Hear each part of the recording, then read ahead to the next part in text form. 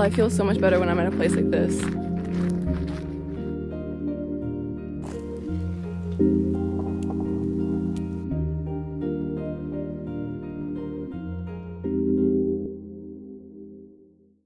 Hi.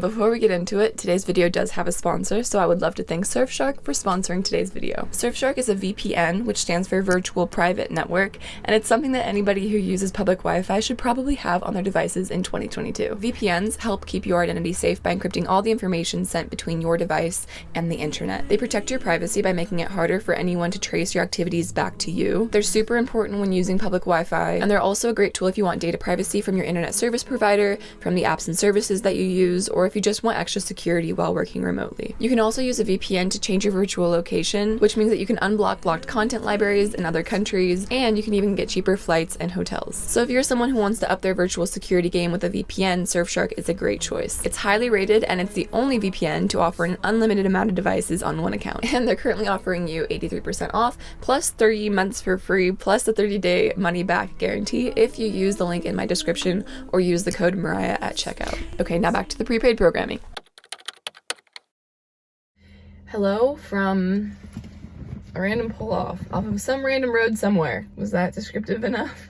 I just drove like an hour south of Phoenix. I'm running back to the cactus forest near Tucson, mostly because it's my birthday week this week, and I've decided that to spoil myself, I'm just gonna go places that make my heart feel like it's on fire. And so that's where we're going. On my way here, I tried to go get water and the water place was closed. So we're running a little bit low on water. We're running a little bit low on food, but I think it's gonna be fine. We're gonna go out to this cactus forest and hopefully avoid the pack rats that everybody is saying are everywhere out there.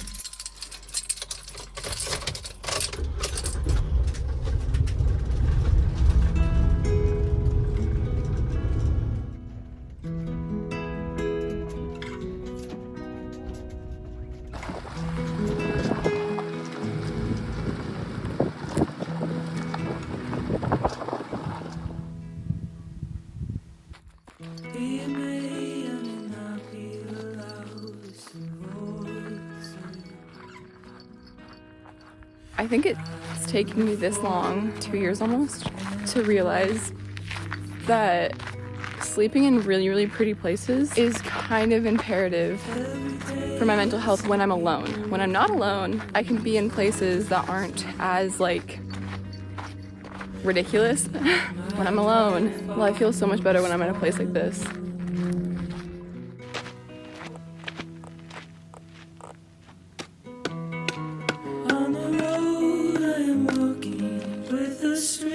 Singing colors of everyone humming before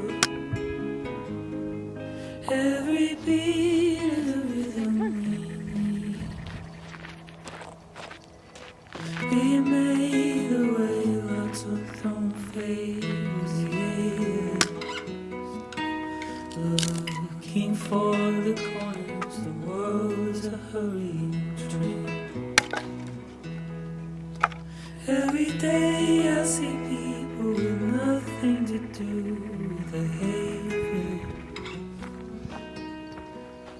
In a line lying further from all the cross by their name.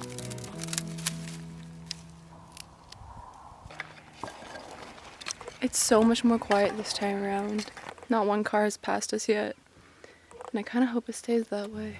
It did actually stay that way. I didn't see a single car or person during the entire time that I was here, but I did hear a lot of howling and rustling around in the bushes, which I wasn't all that fond of.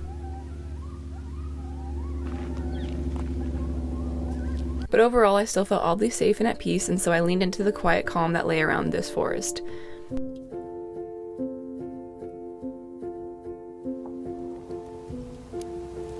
I'm getting so much better at doing this.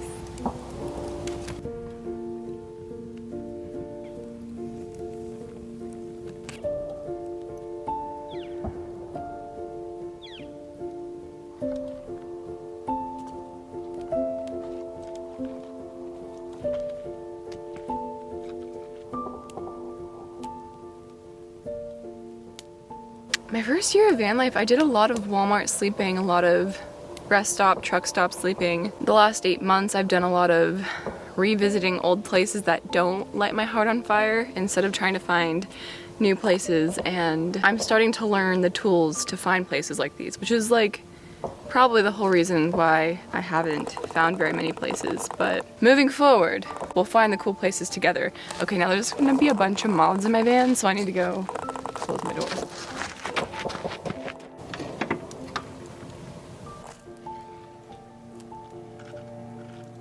So hard to let love in because you make up in your mind that it's safer to just be alone. It's safer not to be vulnerable. It's safer to not have to learn to love unconditionally.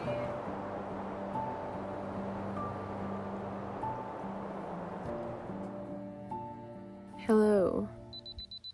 I am currently up here. Can you guys see where I am? I'm up on my roof. I feel inspired to take pictures of the night sky. I don't know. Taking a step back from YouTube, I kind of like realized that I haven't had the opportunity to get into more hobbies. I came into this lifestyle thinking that I was gonna have more time for hobbies and whatever, as I did in my quote-unquote normal life.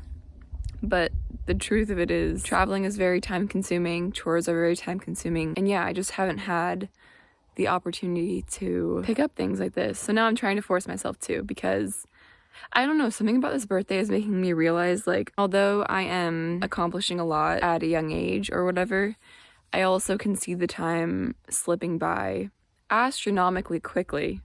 That's a weird phrase, astronomically quick. Hobbies like this, and also the guitar, I'm hoping to pick one up. Any type of hobby that will help me slow down time, sink into a moment, I'm 100% going for. So, astrophotography. I'm just sitting here thinking what I want for dinner, and my brain's like, pancakes! But I can't do that on camera again. I can't.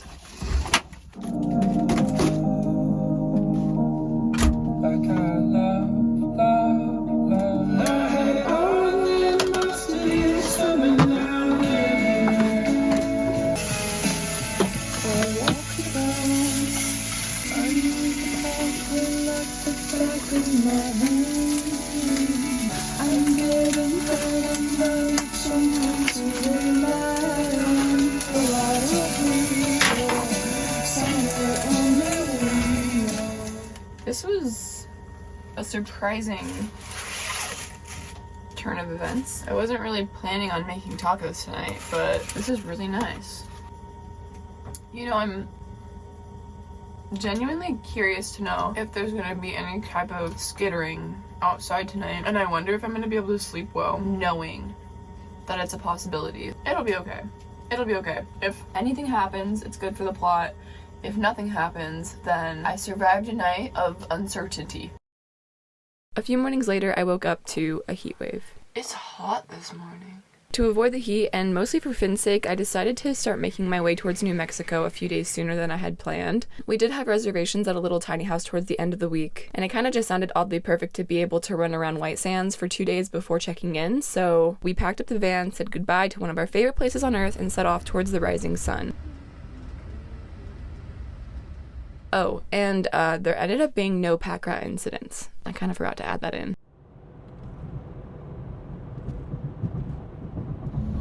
White Sands National Park.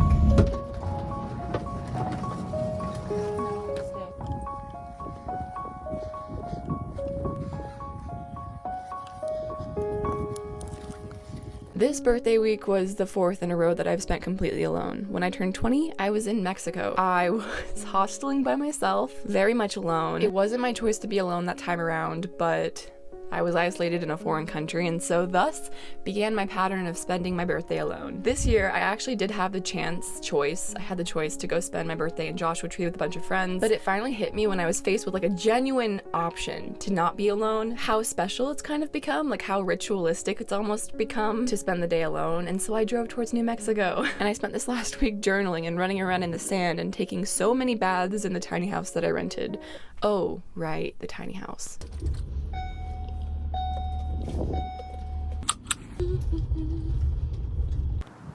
This tiny house was a steal of a deal, at least in my brain.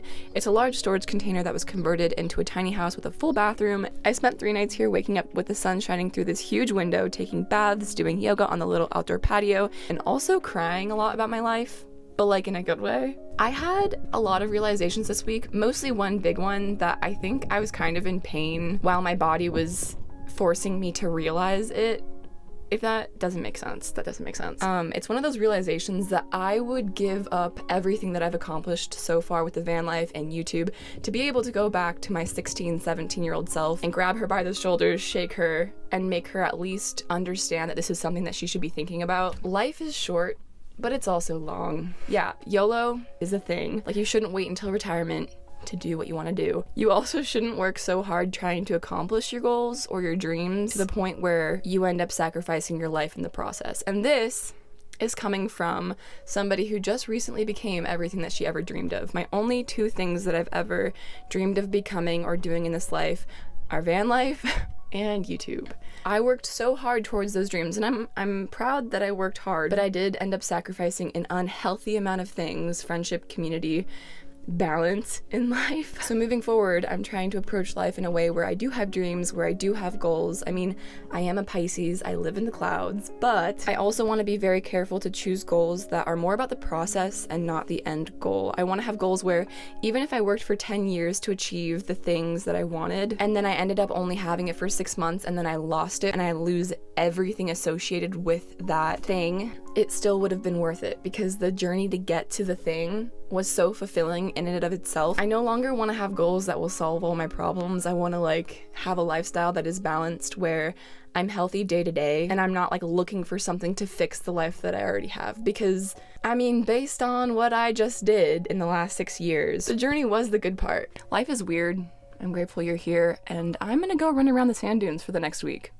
Goodbye. Forest near here for a few. Can I speak?